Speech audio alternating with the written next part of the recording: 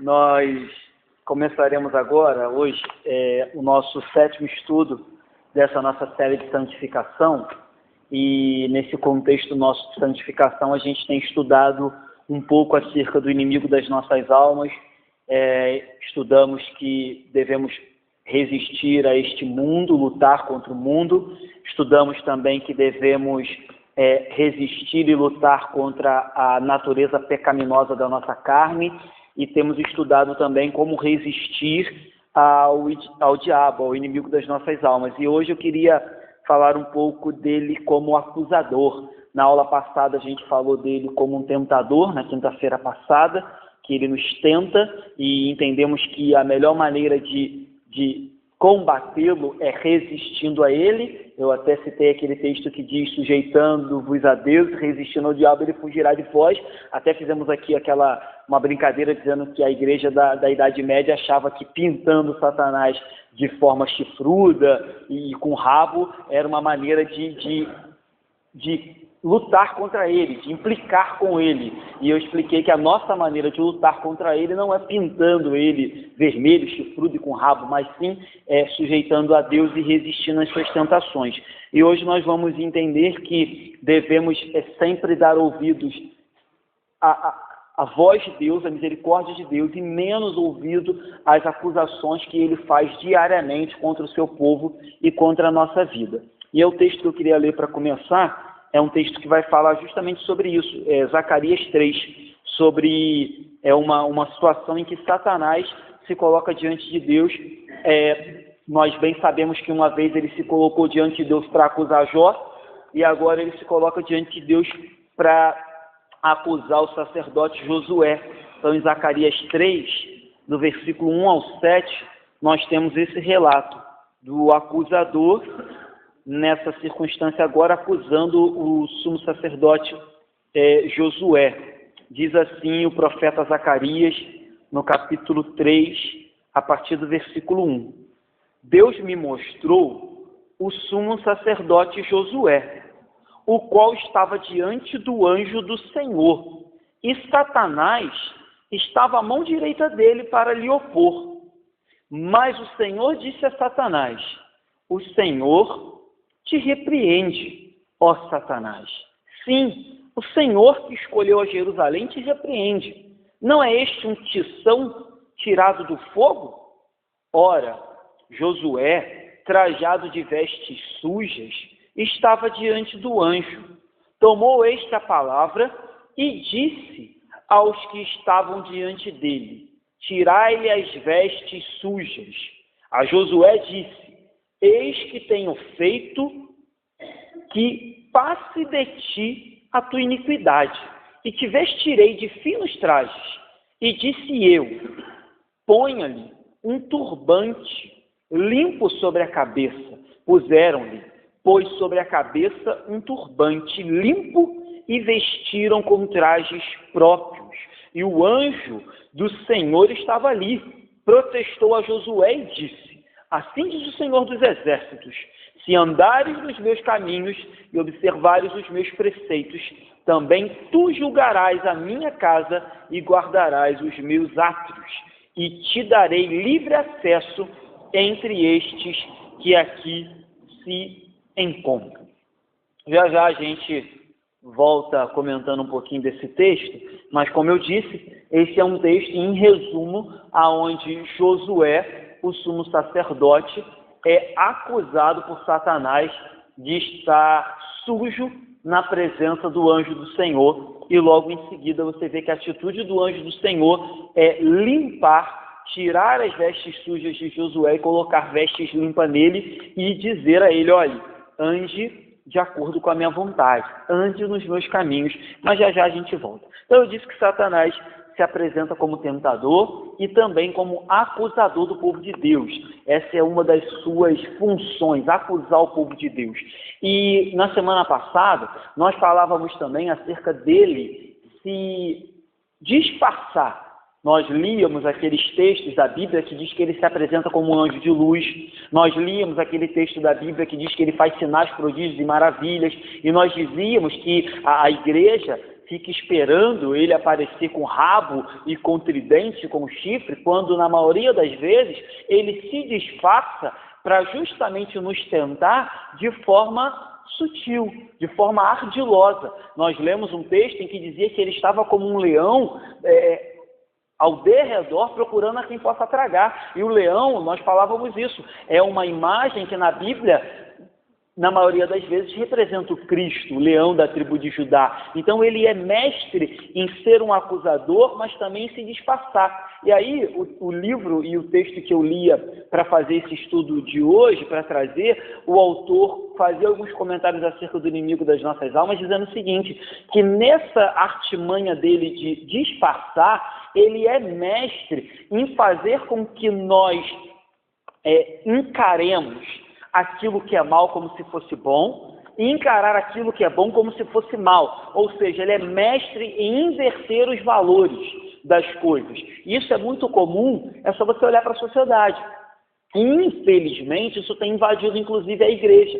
Porque você olhar a sociedade, que é regida, na sua grande maioria, pelos valores, pelas ordens do inimigo, a gente até compreende, mas a gente olhar para dentro da igreja e ver pessoas dentro da igreja relativizando a verdade, ou dizendo aquilo que Deus disse que é mal, dizendo que é bom, ou pegando aquilo que Deus disse que é bom, dizendo que é mal, isso nos assusta, porque nós deveríamos ter isso como algo muito limpo e muito claro. Nós deveríamos ver algo errado e deveríamos rapidamente identificar aquilo como errado e dizer, epa, isso é contrário à palavra de Deus.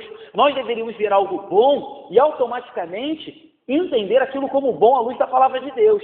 Mas nós somos também, dia após dia, tentados, influenciados por esse mundo e chegamos ao ponto de confundir as coisas. Então, é isso que o autor trazia um pouco para a gente. Dizia que existe hoje dentro da igreja uma confusão moral dentro da igreja. E essa confusão é justamente o papel do inimigo em inverter as coisas. Então, quando você vê algumas igrejas hoje relativizando algumas coisas, por exemplo, como adultério, relativizando, por exemplo, o divórcio, relativizando fornicação, relativizando o uso de algum entorpecente, quando você vê alguns líderes fazendo isso, o que eles estão fazendo estão numa confusão moral que o próprio Satanás fez para inverter a ordem dos fatores, ou a ordem daquilo que Deus requer. Então, não se assuste quando você vê hoje, inclusive, a igreja evangélica defendendo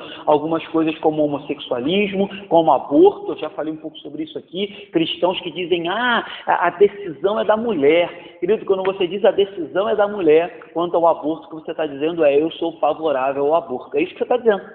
Se ela tomar a decisão favorável, eu apoio. Então, quando você vê cristãos tomando esse tipo de atitude, é justamente isso, é Satanás invertendo os valores. Então, ele faz com que a gente interprete errado aquilo que deveríamos ter como verdade muito clara na nossa vida.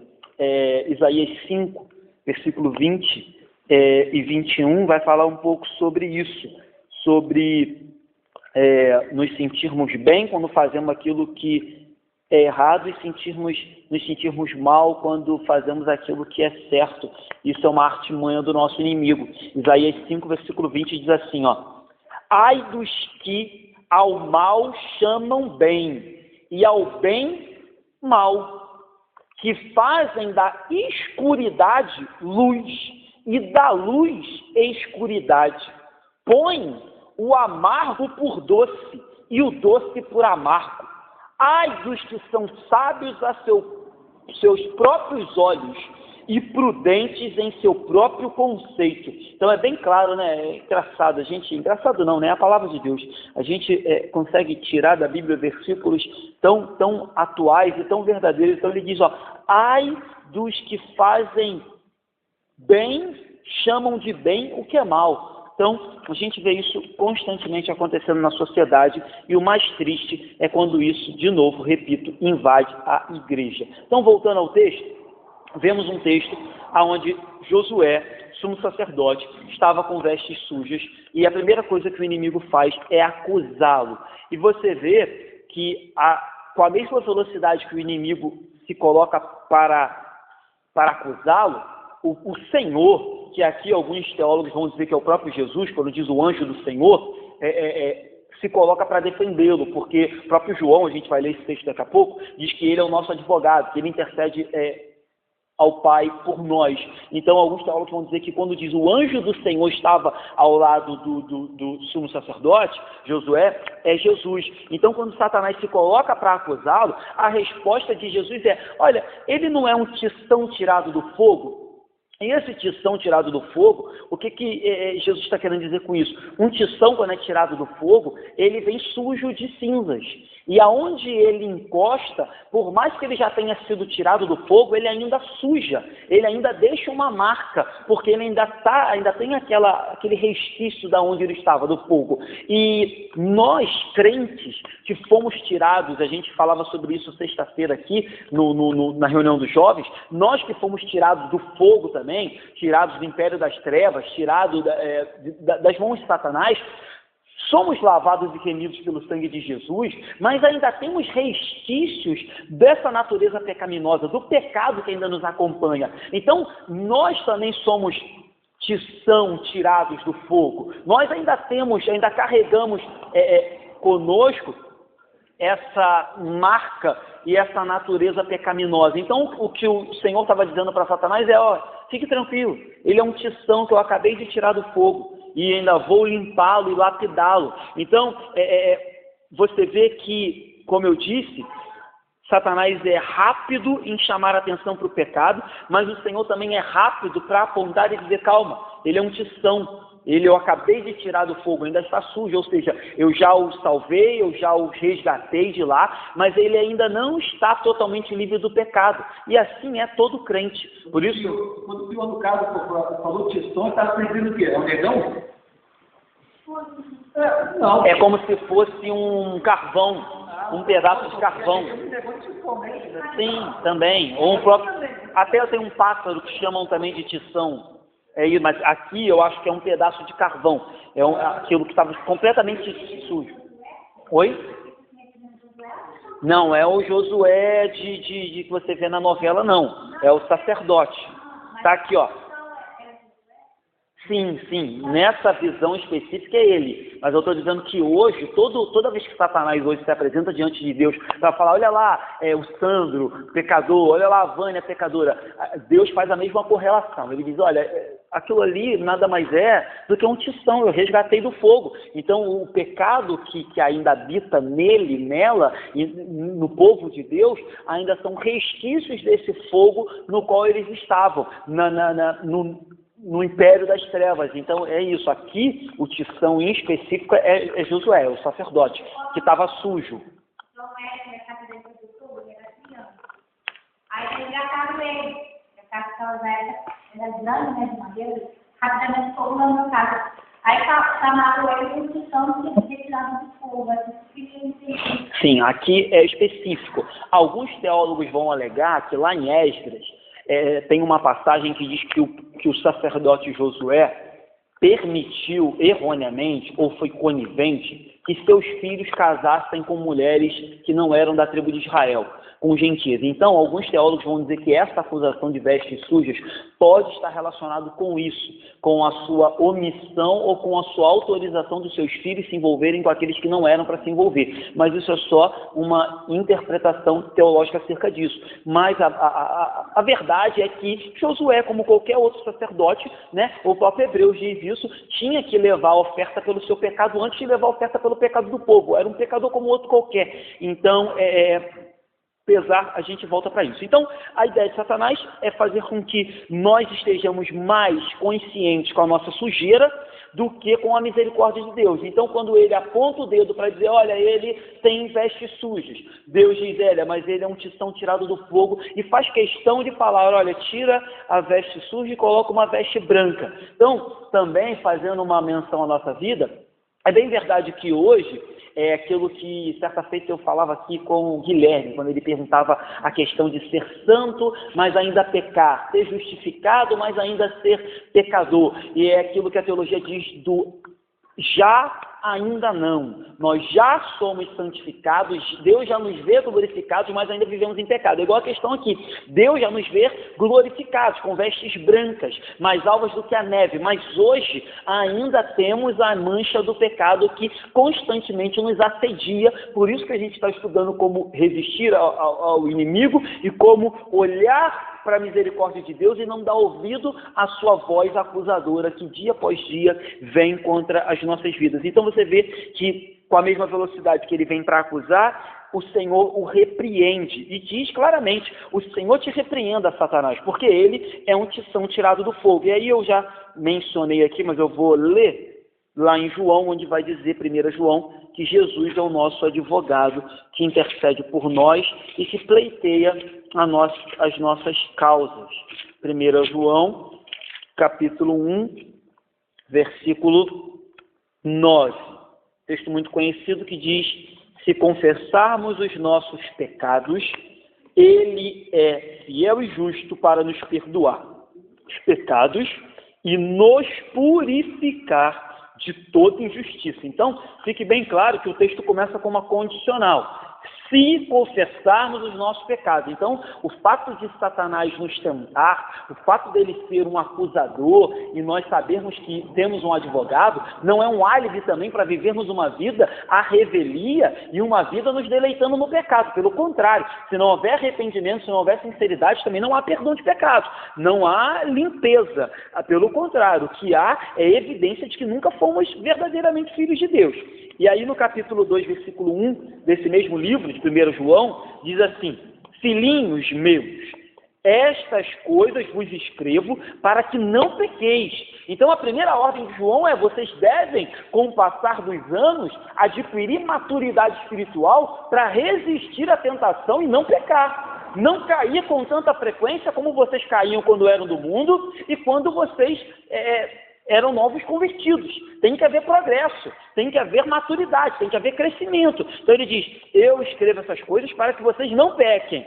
Aí ele coloca um ponto e diz: se todavia alguém pecar, temos o advogado junto ao Pai, Jesus Cristo justo. Então ele ainda coloca aí a condicional de arrependimento, diz que não devemos pecar, essa é a ordem, mas se viermos a pecar, ele deixa bem claro dizer que temos um advogado, Jesus Cristo. Isso é mais do que proposital de João, porque no próprio versículo 8 anterior, no capítulo 1, ele diz assim: se dissermos que não temos pecados nenhum, a nós mesmos nos enganamos, e a verdade não está em nós. Ou seja, João está dizendo: a gente é tição, a gente ainda tem a cinza, a gente ainda tem a mancha do pecado. Então o próprio João disse: se dissermos que não temos um pecado, somos mentirosos. Mas aí, ainda sabendo que nós somos como um tição, que ainda temos a marca do pecado, ele diz: não pequem.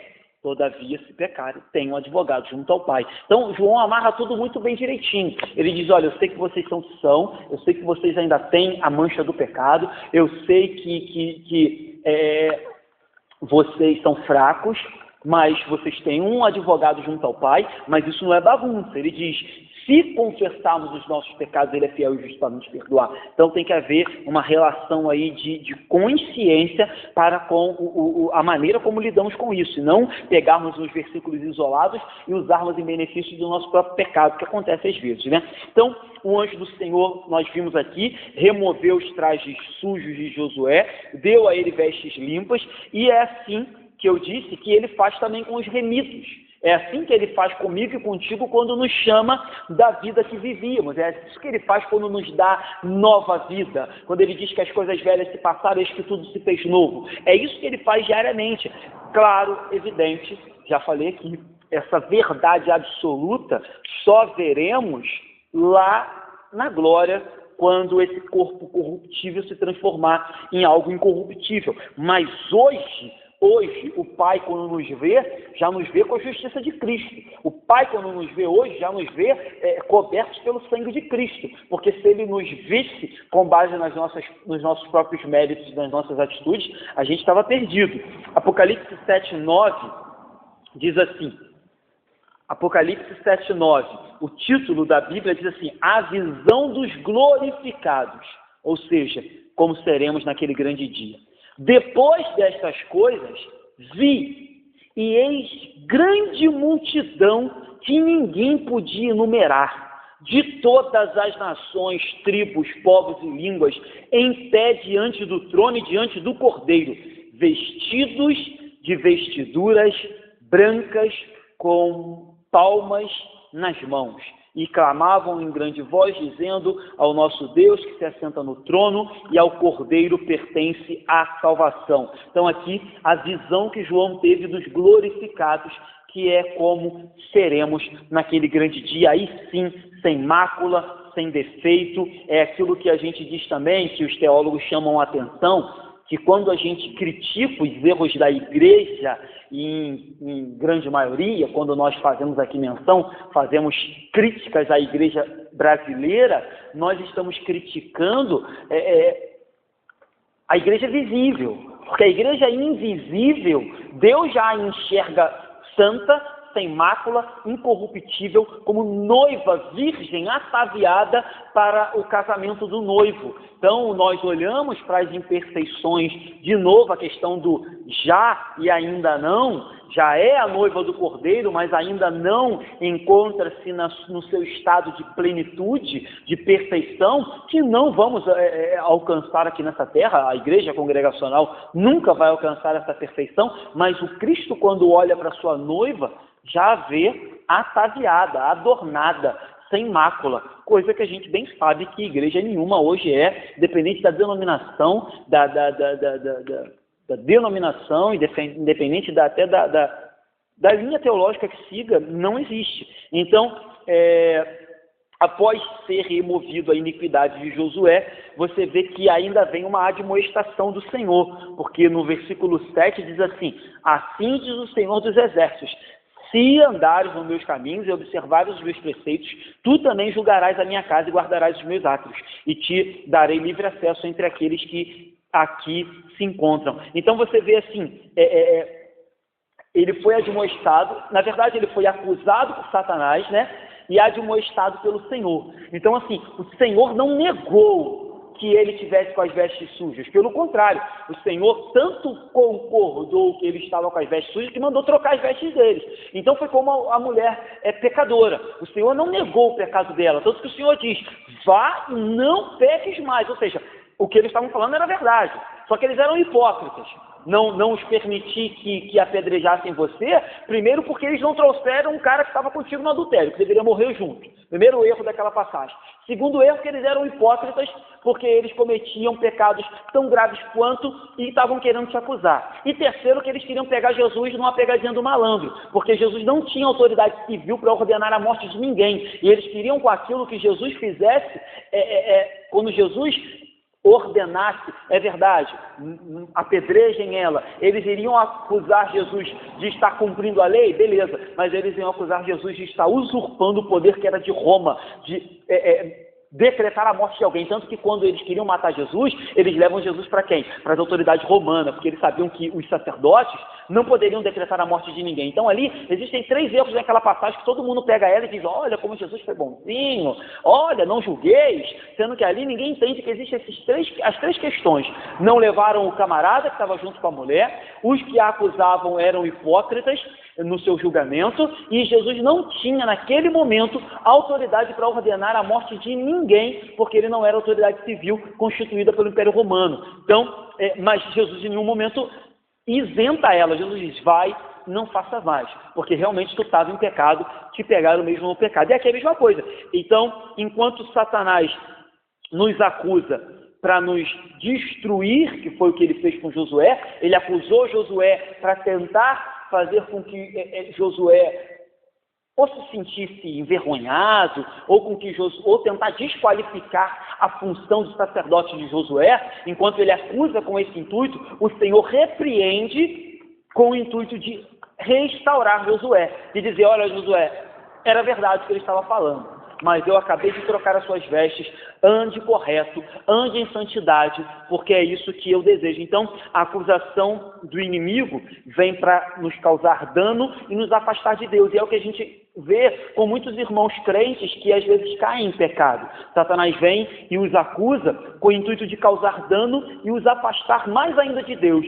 Se o pecado já os afasta de Deus, a acusação vem justamente para os distanciar ainda mais do inimigo. Mas aí o Espírito Santo vem e diz, olha, é verdade, você pecou, mas eu quero que você reconheça isso para tirar o pecado e te aproximar de Deus novamente, para perdoar o pecado e te trazer novamente. Então, assim, Satanás quer nos matar na nossa culpa, quer nos matar de culpa, e Jesus quer perdoar e nos tirar da culpa, ou tirar a nossa culpa. Então, existe essa completa diferença na atitude do trabalho. Ambos revelam o pecado, a verdade é essa. Satanás revela o pecado, te acusando. O Espírito Santo revela o teu pecado, mas para te convencer de que você deve se arrepender e crer que Ele é fiel e justo para nos perdoar.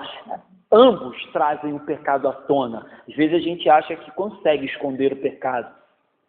Escondemos das pessoas que estão à nossa volta, porque Satanás sabe muito bem, mais cedo ou mais tarde ele vai jogar na cara. E o Espírito Santo sabe também muito bem, mais cedo ou mais tarde ele vai trazer à nossa mente aquele pecado para nos convencer a abandoná-lo e se arrepender dele. Então, por mais que fique oculto às vezes, a vida toda daqueles que nos rodeiam, pode ter certeza, tem duas pessoas que conhecem. É o inimigo para te acusar e é o Espírito Santo que vai vir convencê-lo de que você deve se arrepender. Então, falei do inimigo como acusador. E agora eu vou, já que eu estou falando de convencimento, vou falar sobre o que o autor do livro que eu lia chama de uma doce convicção. E o que ele chama de doce convicção? Ele diz que essa doce convicção nada mais é do que quando o Espírito Santo vem e nos convence do erro. Enquanto Satanás aponta o dedo para acusar, o Espírito Santo vem fazer aquilo que o próprio Jesus disse. Ele convencerá da justiça, convencerá do pecado, da justiça e do juízo. Isso, gente. Abrem aí em João 16. É mais fácil abrir o texto. João 16, versículos 7 e 8. João 16, 7 e 8. É o texto que fala acerca disso. Jesus diz assim: então, enquanto Satanás tenta nos levar ao desespero, o Espírito Santo vem nos convencer ou nos trazer uma doce convicção, vem chamar a nossa atenção para que a gente receba dele consolação, perdão e restauração. Então diz assim: mas eu vos digo a verdade, convém-vos que eu vá, porque se eu não for, o Consolador não virá para vós outros. Se porém eu for, eu vou-lo enviarei. Quando ele vier, convencerá o mundo do pecado, da justiça e do juízo. Então, você percebe que esse é o intuito. Enquanto o inimigo quer nos levar ao desespero, o Espírito Santo vem nos convencer, nos trazer uma doce convicção de que aquilo é errado e que uma vez que nós nos arrependemos, receberemos do Senhor a consolação, o perdão e a restauração do qual nós nunca deveríamos ter saído quando pecamos. Então, esse é a grande batalha espiritual que existe, que envolve a nossa vida constantemente. Convencer-nos de que somos pecadores. Se de um lado o Espírito Santo nos convence para arrependimento, do outro lado o inimigo tenta nos convencer para nos afastar sempre de Deus e para lançar sobre o nosso rosto aquilo que nós sabemos que é verdade, mas que já foi pago na cruz do Calvário, certo? A grande questão aí também, fazendo uma culpa nossa, é que muitas das vezes alguns irmãos gostam de chamar isso de legalidade, outros gostam de chamar de abrir brecha, enfim, eu não sou muito adepto a essas falas, mas enfim, a grande verdade é que às vezes nós colaboramos com o inimigo quando damos para ele munição, porque a verdade é que ele já é acusador, isso é fato.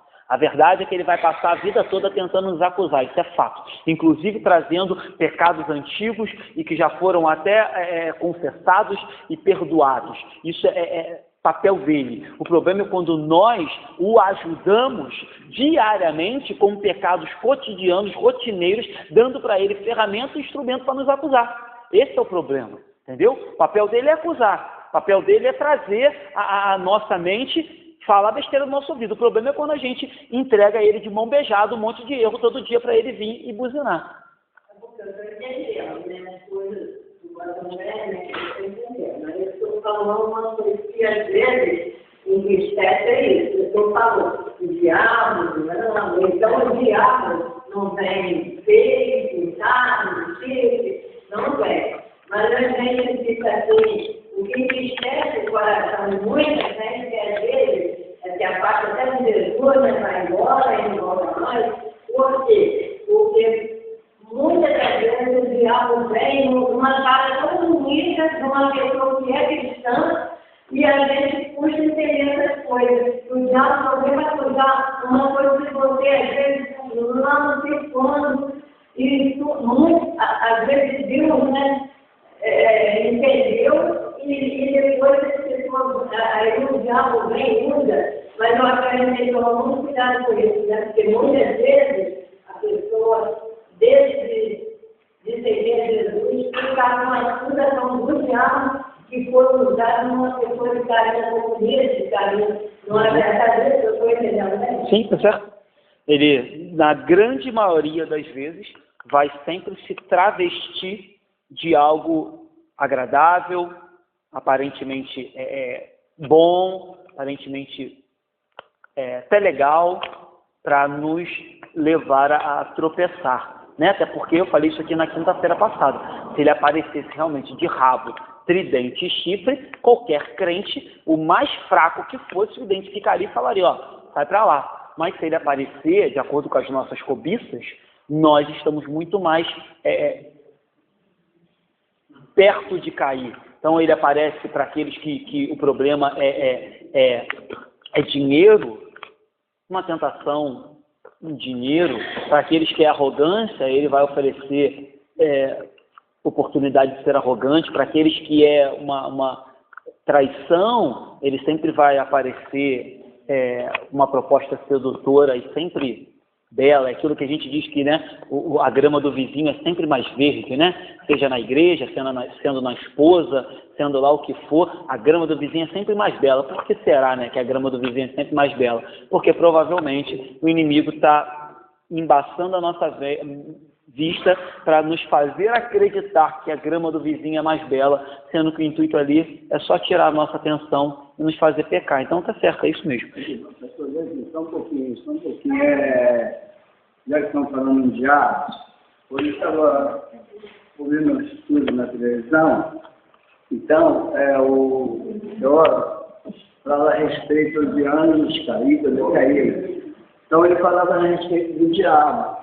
Esse diabo que desceu, né, que foi posto do céu, lá fora, então, da forma que falou, ele, na época, segundo os teólogos, a altura dele era 3 metros. 3 metros. E olhos, mas não é de olhos bugalhados, olhos grandes, loiros, sem asas, e que desceu para persuadir aqueles que fazem o bem, até aqueles que estão lá no mundo. Então, eu te perguntaria se um teólogo, né, bem conhecido, não famoso, né, americano, que já não é inglês, ele falava sobre isso, que o diabo, na realidade, ele não tem essas características que às vezes aquele que o senhor falou. Né? Na quinta-feira passada, a gente falava o seguinte aqui, que essa figura dele vermelho, com chifre e com rabo, como que isso aconteceu? A igreja da Idade Média, os cristãos da Idade Média, sabiam que o inimigo, com base na Bíblia, né? Com base na Bíblia, é claro que os teólogos, né, eles tentam, uns até de bom grado, com o coração às vezes desejoso de de esclarecer, mas às vezes eles vão além do que a Bíblia, né, fala. Então eles exageram, como nesse caso eu acho que exagerou, vou explicar por quê. Então o que acontecia? A igreja sabia que Satanás, a Bíblia diz o seguinte, ele era um anjo que se rebelou contra Deus, orgulhoso, se achava belo, queria tomar o trono de Deus, foi isso que a teologia mais tradicional crê, e dali ele foi expulso do céu junto com os seus anjos que o apoiaram. E esses anjos eram 1/3 dos anjos, ou seja, 33% dos anjos caíram junto com ele e foram lançados para cá. Uma vez que anjos são espíritos, não tem carne, uma vez que anjos a gente não tem como descrever anjos, a gente não tem o mínimo embasamento para colocar qualquer característica nele, nenhuma. Se era louro, se era negro, tudo criação do homem. Aí o que aconteceu? Tudo criação do homem. Aí aconteceu, a igreja da Idade Média falou assim, como que a gente vai implicar com Satanás? Como que a gente vai atacar ele? Ele não é soberbo? Ele não era um anjo belo? Ele não se achava o mais bonito do céu? Então a gente vai começar a desenhar ele de rabo, de chifre, vermelho, só para implicar com ele. Eles achavam que fazendo isso, eu expliquei isso semana passada à igreja, eles estavam espizinhando, eles estavam pisando no inimigo, porque ele soberbo, bonitão, anjo, bonitão entre aspas, a gente não sabe como é que é anjo, né? Quando desenhavam ele feio, a igreja achava que estava combatendo ele. Os anos passaram, falei isso semana passada, e algumas igrejas adotaram aquela imagem como verdadeira. Sendo que é o seguinte, a Bíblia diz que os anjos são espíritos. E os anjos só se manifestam aqui por meio de corpos. Satanás, seus anjos, toda vez que a gente tem pregado aqui, tem lido isso, toda vez que se manifesta é incorporando em alguém. Certo? Ou se fazendo carne. Por exemplo, os anjos quando aparecem para Abraão, eles aparecem como homens, né? A Bíblia diz que eram 3 homens.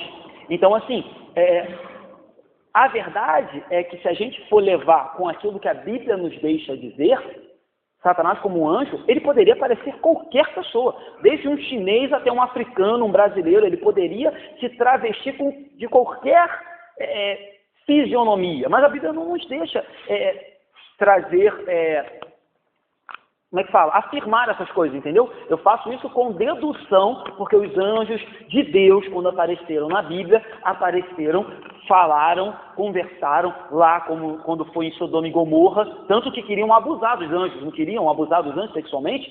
Então, assim, partindo desse princípio, pode ser que Satanás apareça com fisionomia de homem, mas aí ele não vai ser louro, igual esse teólogo fala. Ele pode aparecer louro, pode parecer negro, pode parecer japonês. Isso eu estou deduzindo com base no que a gente vê na Bíblia. Mas a maioria das vezes que a gente vê manifestação dos anjos de Satanás na Bíblia é incorporando. Você não vê nenhuma vez que Jesus se depara com o Satanás, a não ser no deserto. Mas aí o deserto não diz como ele apareceu para Jesus, só diz que ele foi lá e tentou Jesus. Mas não diz. Mas você vê que todas as vezes que Satanás, ou melhor, os anjos de Satanás aparecem na Bíblia, eles estão incorporados em alguém. Eles estão manifestados em alguém. E Jesus vai e repreende eles. E eles saem de forma espiritual, igual foi domingo, a gente falava dos corpos, e entram nos corpos.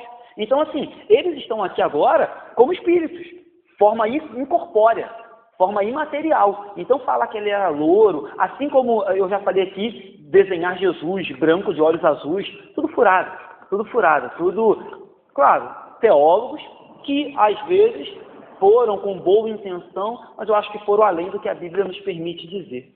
Falando. Há muito esse texto de 1 João, 1:9, que fala que se confessarmos os nossos pecados, ele é fiel e justo nos nossos pecados. O que você entende quando há um ofensor, e a gente fez aquela ofensa direta ao ofensor, a gente vê muito em questões familiares, a necessidade de pedir perdão ao Senhor, confessar ao Senhor, ou também aquele que a gente ofendeu? Sim, também. É obrigatório. Muitas questões, assim, até a gente já viu casos reais mesmo. Maridos que traíram suas mulheres, aí 20 anos depois se arrepende, aquela situação toda tranquila naquele momento, e ele vem e confessa aquele pecado de 20 anos atrás, que ele já falou para o Senhor. Claro, né? Até porque eu mesmo já vivi essa questão de você pecar O pedir perdão a Deus é fácil, né, gente? Pedir perdão a Deus é no estalo, a gente faz rápido. Às vezes, segundos depois da besteira, a gente já está pedindo perdão a Deus e Ele é fiel e justo para perdoar. O mais difícil é a segunda parte, e ela não deixa de ser obrigatória, pelo fato de ser difícil, que é ir lá e pedir perdão à parte que foi ofendida. Claro, sabendo, até porque já vivi isso, que é difícil, sabendo que se envolve às vezes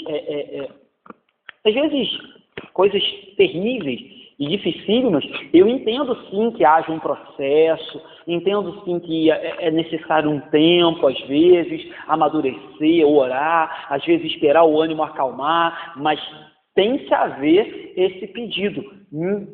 Ainda que a outra pessoa não mereça, a outra pessoa não queira, a outra pessoa não te escute, vire as costas, não interessa. O papel do crente é pedir perdão também à pessoa que foi ofendida. De novo, entendo que às vezes é muito difícil, requer um período de oração, requer toda uma preparação, mas deve ser feita, não pode deixar de ser feita. Beleza? E aí eu tinha citado um texto aqui, mas a nossa hora está avançando, nem vou citar muito, vou ser bem breve. Eu ia falar do exemplo do filho pródigo, que todos nós conhecemos, que ele acontece justamente isso. Quando ele está lá, no meio dos porcos, desejando comer a comida dos porcos, ele tem a doce convicção. Ele se convence de que aonde ele estava não era o lugar dele. E de que os empregados do pai dele tinham comida melhor do que a que ele tinha naquele momento. Então, assim, se por um lado Satanás o acusava de ter pego a herança e gastado a revelia, do outro lado, um sopro do Espírito disse para ele, convenceu ele, aí não é teu lugar, e ele se levanta e volta. Então, o resultado do Espírito Santo nós vemos na passagem do filho pródigo. Ele cai em si, que ali não era o lugar dele, ele se arrepende, porque ele diz, voltarei para o meu pai e direi, pequei contra o Senhor, pequei contra o céu. Então ele se arrepende e ele é restaurado à condição de filho. O pai diz, olha, coloca um anel nele, coloca a sandália, vamos fazer um banquete. Então essa parábola ou essa passagem simboliza ou representa um pouco daquilo que acontece comigo e contigo, quando a gente se arrepende de um pecado e chega a doce convicção de que devemos voltar para os braços do Pai. Aí, né, eu lembro que quando eu estudava também, o autor falava assim, essa doce convicção pode até, no início, ser doída, amarga, né? Ser difícil de engolir, ser até pesada mesmo, mas é uma doce convicção que nós devemos desfrutar, devemos fazer uso, porque ainda que ela seja amarga, ainda que ela seja doída, como a Andréia falou, traga à memória dores do passado, feridas do passado, ainda que ela envolva uma agressão, algo que machucou, ela tem que ser vivida, essa doce convicção de que pequei, ela tem que ser vivida. Então ela começa amarga, mas ela sempre termina doce, porque se a convicção gera arrependimento, e o arrependimento nos traz o sentimento de restauração, caramba, meu pai me recebeu de braços abertos de novo, ele me deu uma sandália, ele botou um anel no meu dedo, ele fez um banquete para mim, ele fez uma festa. Isso vai fazer com que aquela convicção que começou amarga e penosa termine doce, termine agradável. Então, por isso que é importante. A convicção do Espírito, ela é libertadora, ela nos liberta desse peso que o acusador traz. Então, assim, você vê que o julgamento, e às vezes a igreja evangélica tem esse mimimi de ter muito resquício de julgar, ter pavor da palavra julgamento, mas o julgamento, ele está automaticamente atrelado à compaixão de Deus, porque ele apresenta o julgamento, ele apresenta o pecado, ele apresenta o erro, porque a compaixão, a misericórdia dele espera que haja arrependimento daquele erro. Então, sem o julgamento, sem o anúncio do pecado e do erro, essa semana acho que eu comentei com alguns irmãos aqui já, não sei, comentei com alguns irmãos, que eu mandei uma imagem para alguém na internet e alguém questionou acerca de confrontar o pecado. E eu falava, meu irmão, se não houver confronto de pecado, não existe evangelho. O pastor Idauro, essa semana, escrevia na internet que o evangelho, apesar de boas novas, começa com uma triste notícia. E a triste notícia é: você é pecador e você vai para o inferno. Então, se a gente tira a triste notícia, você não tem como apresentar uma boa nova. A boa nova fica sem sentido. Então, é isso que o julgamento está automaticamente atrelado com a compaixão e misericórdia de Deus na minha e na nossa vida. Então, a Bíblia diz que os anjos se alegram quando um pecador se arrepende. E a Bíblia diz, ou com base nessa passagem do filho pródigo, que Deus tem prazer em receber de volta um filho que regressa para a casa dele. Então, fechando aquilo que eu já havia falado, Satanás tenta nos destruir e o Espírito Santo vem para nos restaurar. Satanás tenta nos matar na culpa e o Espírito vem para nos livrar do peso da culpa que nós não precisamos carregar eternamente. Fala, Ney.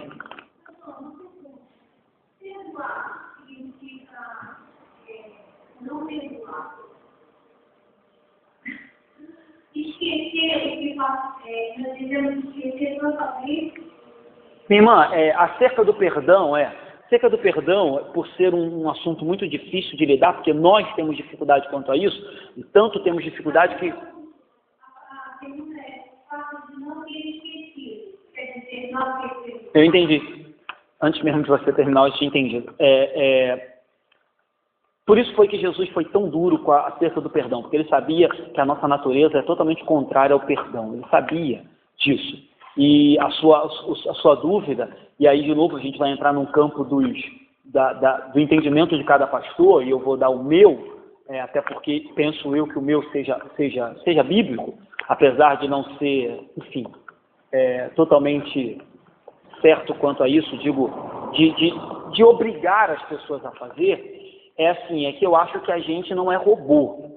Então eu acho que a gente não esquece. A minha teoria é que o perdão não é a mesma coisa que esquecimento. Porque suponhamos que você tenha amnésia, que você tenha Alzheimer, e que você, com o passar dos anos, esqueça de muitas coisas.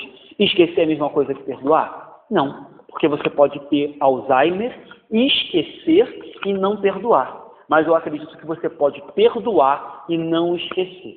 Então, eu não acho que perdão está relacionado com esquecimento. Mas eu acho que perdão está relacionado com lembrar-se sem ter raiva e querer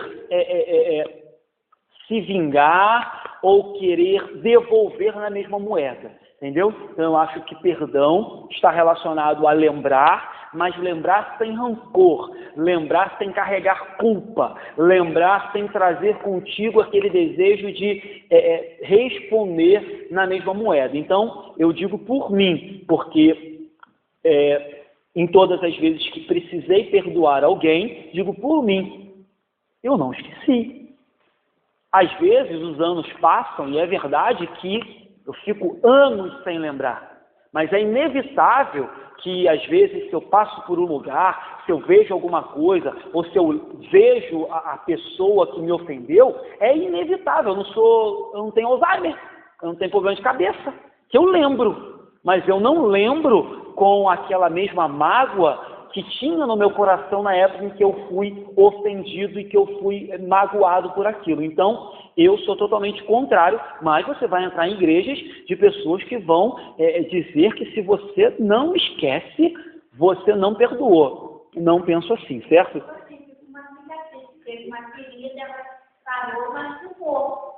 Eu relaciono muito isso, eu relaciono muito a minha ideia de perdão com a minha ideia de céu. Porque assim, eu sou adepto de que no céu nós lembraremos de tudo. Mas eu sou adepto de que no céu a nossa lembrança não vai ser maculada com sentimentos ruins. Então assim, eu creio sim que quando chegar no céu eu vou perceber que alguns membros da minha família não estão lá. Mas eu vou lembrar daquilo sem que aquilo me traga sentimentos ruins. E assim é quando eu vejo alguém que pecou contra mim. Eu lembro do pecado dela contra mim, mas não trago nenhum sentimento ruim no meu coração. E assim vai ser no céu. eu vou lembrar de coisas que aconteceram, de tudo que aconteceu, sem qualquer sentimento ruim invada o meu coração, porque no céu não entra choro, dor, tristeza, nada disso. No céu nós seremos completamente cheios e completos da glória de Deus. Então nada pode nos tirar a satisfação de Deus, mesmo que um ente querido não esteja lá no céu. Então eu relaciono perdão com a maneira que eu vou ser no céu. Vou lembrar de muita coisa no céu, mas nada que eu lembre vai me trazer tristeza. Lembro de muitas pessoas que pecaram contra mim, mas isso não pode de maneira nenhuma me trazer tristeza. Eu faço essa relação para ficar mais fácil para mim, entendeu? Então é por isso, queridos, que Paulo é tão enfático quando ele diz assim: quem tentará acusação contra os eleitos de Deus, em Romanos 8? É Deus quem os justifica. Quem os condenará, Paulo diz, é Cristo Jesus que morreu, ou antes, ressuscitou, o qual está à direita de Deus e intercede por nós. Então ele diz: quem vai acusar vocês, queridos? Quem é o louco? Só Satanás mesmo, porque ele já sabe que está perdido, quer levar a gente junto com ele para o inferno, não quer ir sozinho para lá, e então ele acusa. E aí Paulo diz: quem os condenará? Ele diz que Cristo morreu, aí Paulo diz: ou antes, já ressuscitou, está do lado do Pai intercedendo. Ou seja, só um louco, só Satanás, um condenado, poderia acusar um crente ou tentar condenar um crente que já é perdoado e salvo em Cristo Jesus. Tem. E às vezes a gente fica dando ouvido para essas besteiras de Satanás e nos deixamos levar pelas suas acusações e esquecemos que Paulo diz: quem nos acusará? É Cristo que justifica, queridos. Quem é maior do que Cristo? Então, essas perguntas são retóricas. O que Paulo está dizendo é: ninguém pode fazer isso. Ninguém. Porque Cristo é maior que todas as coisas. Então, é uma atitude bastante tola e perversa que provavelmente sempre vem do nosso inimigo nos acusar ou tentar nos condenar de algo que o próprio Cristo já disse: está consumado, está perdoado. Colossenses diz que ele cravou. O nosso escrito de dívida foi cravado na cruz e rasgado por ele. Então, não tem mais escrito de dívida, certo? Então, a nossa defesa contra toda e qualquer acusação que venha aos nossos ouvidos, seja do próprio Satanás, numa noite de tribulação, tem escritos que dizem que Lutero tinha lutas mesmo, gente. Lutero era muito louco. Lutas dele pegar o tinteiro e tacar na parede na direção de onde ele achava que Satanás estava o acusando.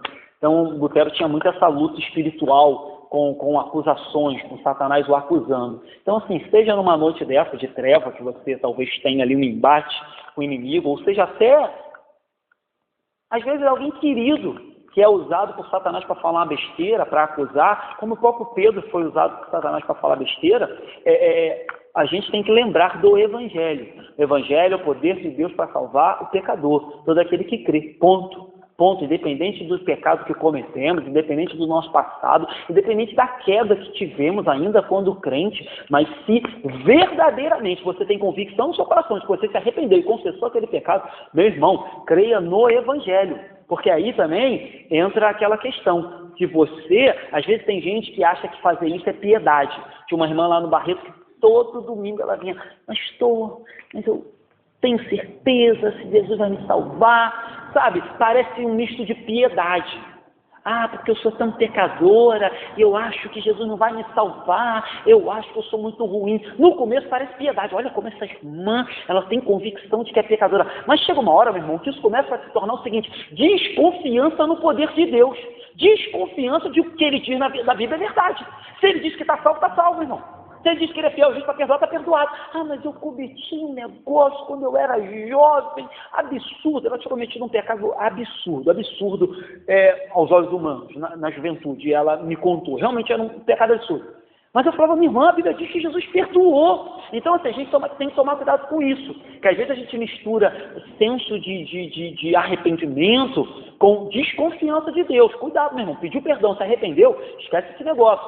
Esquece, entre aspas, como eu falei para a Ineiva. Deixa esse negócio para lá. E se vier à memória alguma acusação acerca daquilo, lembre de Jesus, lembre do seu Salvador, lembre do sacrifício dele feito na cruz. Cuidado, você ficar toda hora nesse também remoendo. O que você está fazendo não é ser humildão, não. O que você está fazendo é dizer que você não confia 100% no seu Salvador. Você não confia no sangue dele derramado na cruz. Às vezes você fala, não, pastor, estou sendo humilde. Cuidado, meu irmão. A humildade é para reconhecer o pecado, não cometer de novo e se arrepender. Ponto. Daqui para frente, levanta a cabeça, olha para o alvo, vida que segue, meu irmão. Autor e consumador, vamos embora, vamos crescer, vamos amadurecer, vamos crescer na graça. Então, cuidado com esse negócio. Então, para terminar, meus irmãos, agradamos a Deus quando resistimos à tentação e não damos ouvido à voz do acusador, mais do que ao amor, à misericórdia e ao sangue de Jesus derramado na cruz. Essa é a maneira de agradar a Deus e de resistir ao tentador, dar mais valor, dar mais crédito, fixar os nossos olhos naquilo que o Senhor fez do que aquilo do que nós já fizemos ou deixamos de fazer, ou naquilo que Satanás fica dizendo no nosso ouvido. A obra do Senhor, ela sempre é maior e mais eficaz. Então, claro, já falei isso aqui, é exigido de um crente que, com o passar dos anos, a maturidade, o conhecimento bíblico e o conhecimento do Senhor faça com que você se torne mais resistente, com que você se torne mais sensível à voz do Espírito e menos sensível à queda e à voz de acusação. Então, se você tem passado anos na presença de Deus ou na igreja e não tem presenciado ou vivenciado isso, você tem que rever os seus conceitos. Mas a verdade é que nós não somos salvos pela nossa pureza.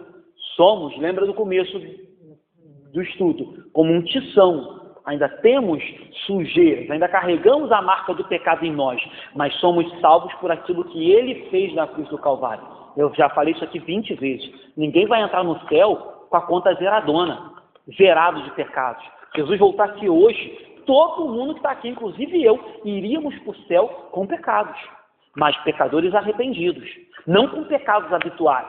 Vou falar de forma breve aqui de algo que essa semana tomou a internet. Uma cantora gospel famosa, ela descobriu, veio à tona que ela estava viciada em drogas e que estava vivendo com o seu namorado de forma conjugal há muitos tempos. E aí eu comentava com a Loiane, que veio me perguntar o seguinte: o que me assusta não é o fato dela ter usado droga ou ter caído com o seu namorado. O que me assusta é a constância em que ela vivia nisso, porque pelos áudios, e tem áudios gravados, ela estava viciada realmente, não vivia sem, e o namorado, apesar de estar vivendo um pecado com ela também, tentava tirá-la do uso de droga e falava: cara, você sobe no púlpito, você não tem temor de subir no púlpito, de pregar e de cantar sobre o uso de entorpecente. Ela falava assim, todas essas músicas que você conhece foram feitas por inspiração da droga.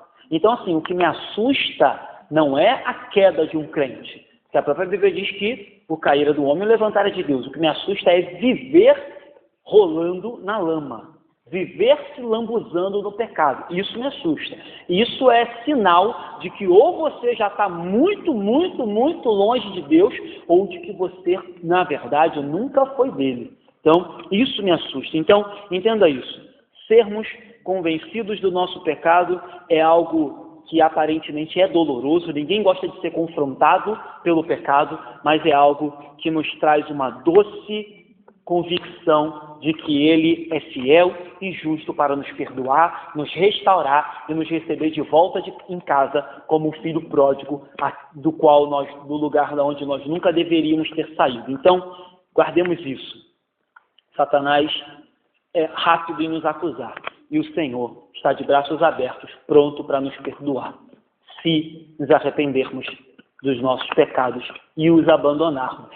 Mas cuidado, não confunda misericórdia, bondade e amor de Deus com liberdade para viver uma vida de pecados à revelia. Amém, meus irmãos? Terminando.